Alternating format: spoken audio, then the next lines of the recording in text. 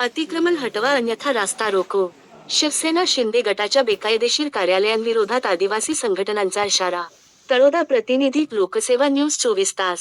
तळोदा शहरातील अमोल कोल्ड्रिंक समोरील शहादा तळोदा मुख्य रस्त्यावर शिवसेना शिंदे गटाचे कार्यालय बेकायदेशीर अतिक्रमण करून उभारण्यात आले आहे, असा गंभीर आरोप आदिवासी संघटनांनी केला आहे.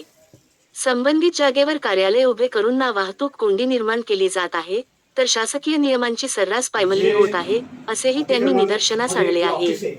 यासंदर्भात तळोदा नगरपालिकेचे मुख्याधिकारी यांना निवेदन देत 10 दिवसांत हे अतिक्रमण हटवण्याची मागणी करण्यात आली आहे, अन्यथा रास्ता रोको आंदोलन करण्यात येईल, असा स्पष्ट इशाराही देण्यात आला आहे. शासनाच्या परिपत्रकांची आठवण.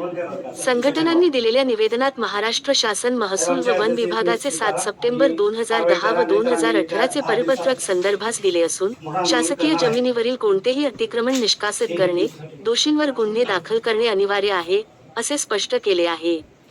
डबल स्टँडर्डचा आरोप. संघटनांनी प्रश्न उपस्थित केला आहे की, आदिवासी नागरिकांना गुरेचरण किंवा गायरान जमिनीत राहत असूनही वीज, पाणी, घरकुले योजनेपासून वंचित ठेवले जाते, आणि दुसरीकडे रस्त्यावर बेकायदेशीर कार्यालय बांधणाऱ्यांना लाईट, पाणी, एसी कनेक्शन दिले जातात. जनतेत तीव्र संताप. शिवसेना शिंदे गटाचे विधानपरिषद सदस्य चंद्रकांत पटेसिंग रघुवंशी यांच्यावर आदिवासींच्या जमिनी बेकायदेशीररित्या हडप केल्याचे गंभीर आरोप आहेत, आणि त्याविरोधात जिल्हाभरात तीव्र आंदोलन सुरू आहे.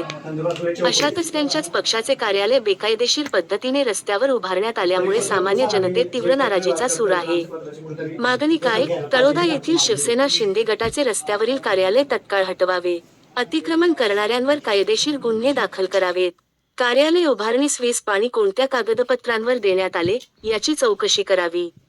अन्यथा सर्व आदिवासींना शहरातील मुख्य रस्त्यांवर दुकान उभारण्यास परवानगी द्यावी. अंतिम इशारा. 10 दिवसांच्या आत अतिक्रमण हटवले नाही, तर आंदोलन अटळ, असा इशारा देत आदिवासी संघटनांनी संघर्षाची भूमिका घेतली आहे. नजर ठेवा लोकसेवा न्यूज 24 तासवर. तुमच्या हक्काचा आवाज.